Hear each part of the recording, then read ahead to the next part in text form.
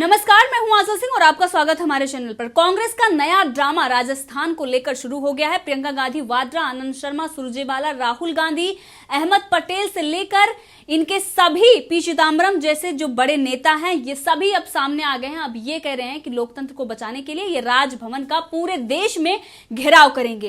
एक तरफ ये लोकतंत्र को बचाने की बात कर रहे हैं और दूसरी तरफ ये असंवैधानिक और लोकतंत्र की हत्या कर रहे हैं।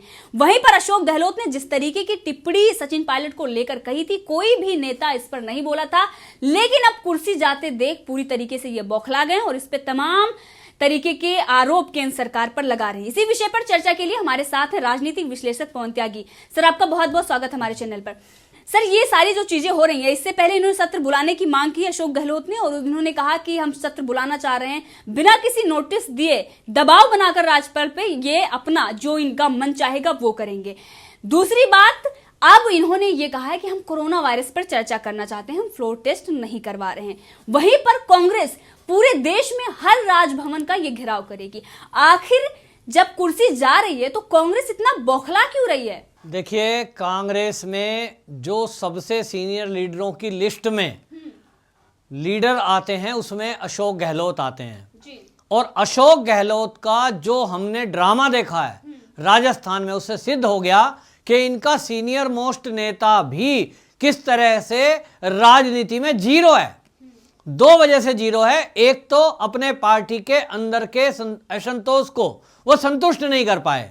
नंबर दो, हमने देखा कि कांग्रेस का पार्टी हाईकमान यानी गांधी परिवार वो भी किस तरह अपने पार्टी के झगड़ों को सुलटाने में फेल है, ये पता लगा। तीसरी चीज आप देखिए कि ये हल्ला कर रहे थे कि हम होटल में हैं, उसके बाद राजभवन जाएंगे और सत्र बुलाओ, सत्र बुलाओ। क्यों बुलाओ? कानून पता नहीं है। इतने सीनियर लीडर डेली टीवी में आके डिबेट कर रहे हैं, ट्वीट पे बैठे हुए हैं, चाहे राहुल गांधी हो, चाहे इनके जितने भी सीनियर लीडर आपने नाम लिए, वो सारे के सारे ट्विटर वार तो कर रहे हैं, ट्वीट पे बैठ के कुछ ना कुछ लिख रहे हैं, सत्र बुलाओ, हमारे पास बहुमत है। अरे भाई, तुम्हारे पास बहुमत है, ये अल्पमत में कहा किसने? तुम्हारे ही लीडर ने कहा। फिर तुम जो है उसको हल्ला कर रहे हो।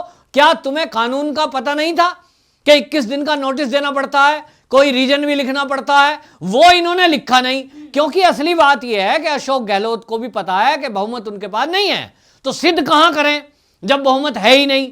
तो पोल खुलेगी, इसलिए बस केवल शोर मचाओ, सिद्ध नहीं करना, केवल शोर करना है।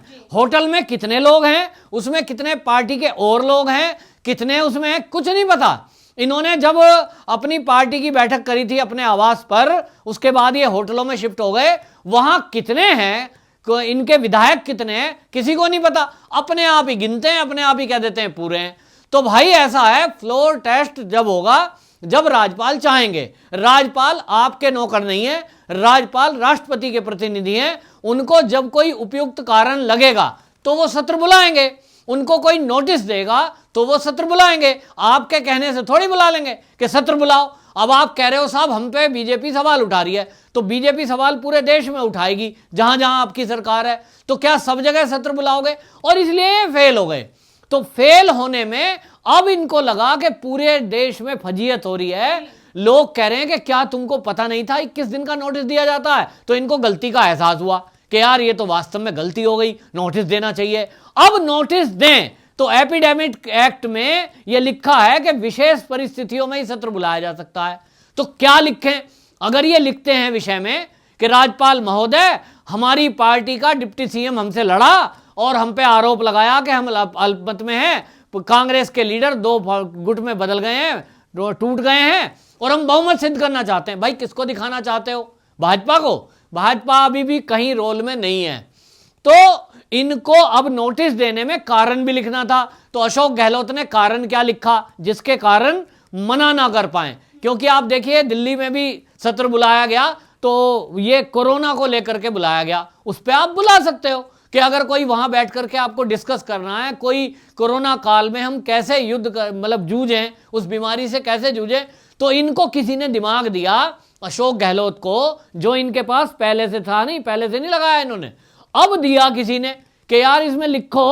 अगर तुमने लिखा कि बहुमत सिद्ध करना है तो बहुमत किसी ने मांगा ही नहीं है, अभी किसी ने सवाल नहीं उठाया है। तो अब इन्होंने लिखा है कि कोरोना पर डिस्कस करना चाहते हैं। तो जब कोरोना पे डिस्कस करना चाहते हैं और सत्र बुलाना चाहते हैं, इसमें दूसरा रीजन आप नहीं लिख रहे, ये चालाकी कर रहे हैं। लेकिन इनकी ये चालाकी चलेगी नहीं। एक तरफ तो चालाकी कर रहे हैं, दूसरी तरफ कोर्ट में केस चल रहा है, कोर्ट पर ये एक तरह से इनडायरेक्टली अविश्वास प्राप्त कर रहे हैं, क्योंकि इनको पता लग रहा है कोर्ट में क्या होने वाला है। शायद इनको पता हो, क्योंकि इनके वकील बताते होंगे कि कोर्ट में क्या होने वाला है, और इसलिए कोर्ट के बाहर ये मोर्चा खोलने की सोच रहे हैं कि सभी राज्यपालों के आवास पर ये प्रदर्शन और धरना करेंगे।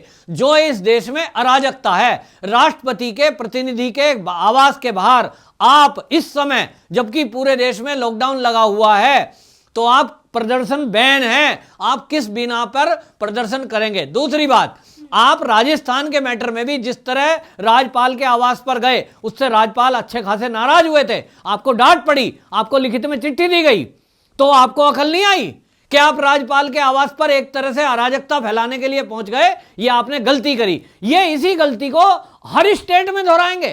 कौन इनका सलाहकार है, कौन इन्हें बुद्धि दे रहा है?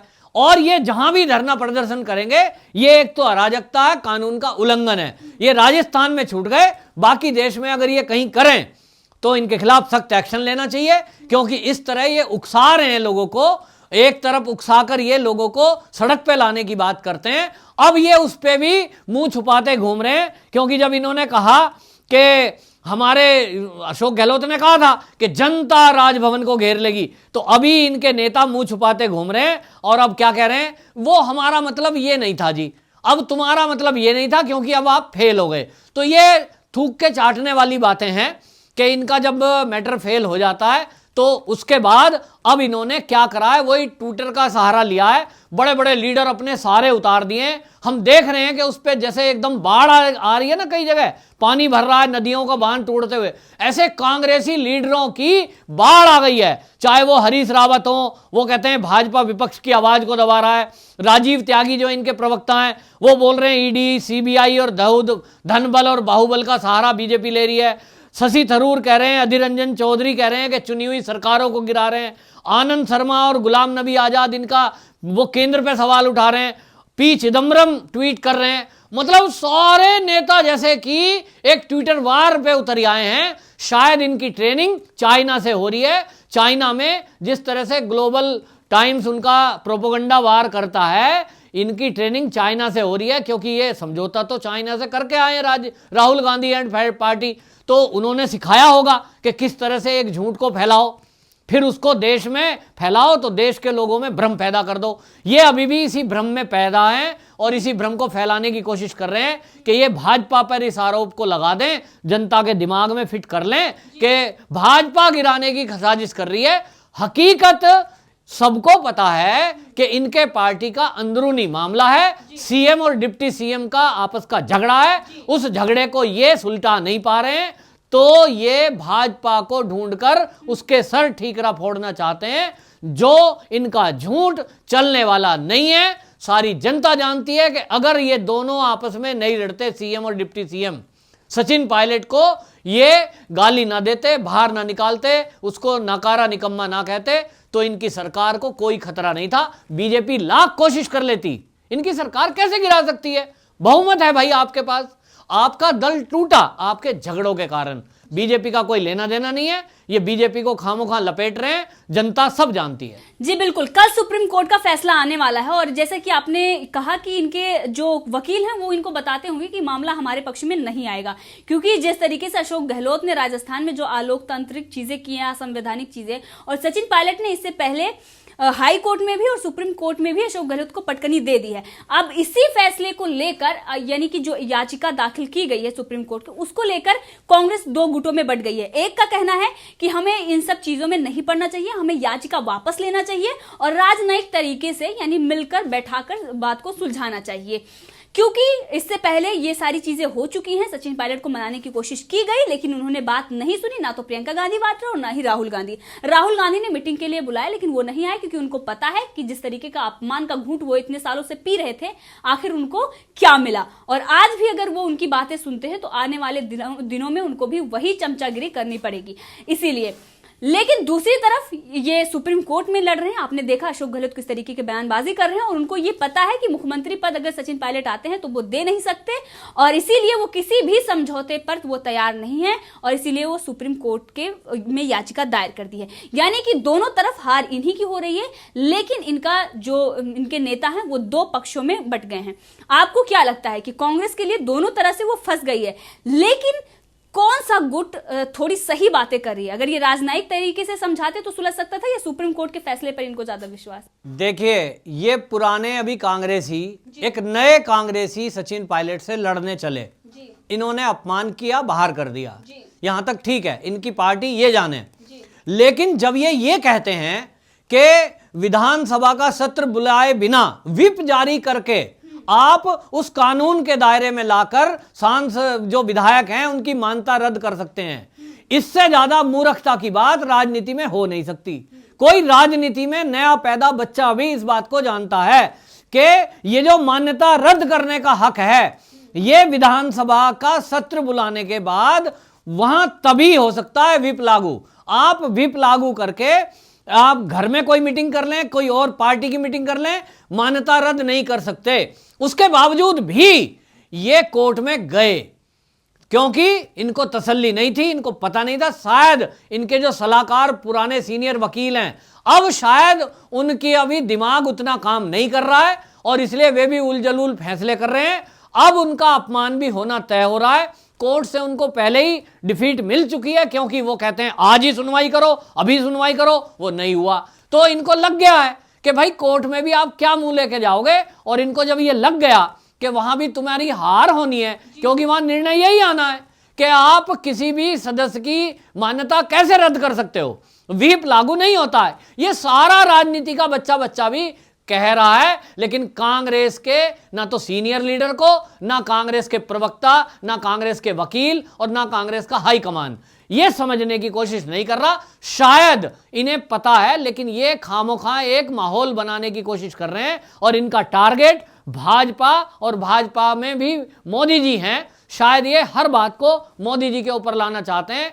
अगर किसी के घर में भी कुछ गड़बड़ हुई ना तो ये कहेंगे इसके लिए मोदी जी जिम्मेदार हैं। तो अब ये चुटकुले बनने लगे हैं कि ये अपने घर के झगड़ों को भी मोदी जी के ऊपर लाते हैं। ये जैसा आपने कहा कौन सा गुट ठीक है, तो ठीक वही गुट है जो ये कह रहा है कि हमारा अंदरूनी झगड़ा है, पार्टी का झगड़ा है, इसको मिल बैठ के तय करें। कोर्ट कभी भी किसी पार्टी के झगड़ों को तय नहीं कर सकता।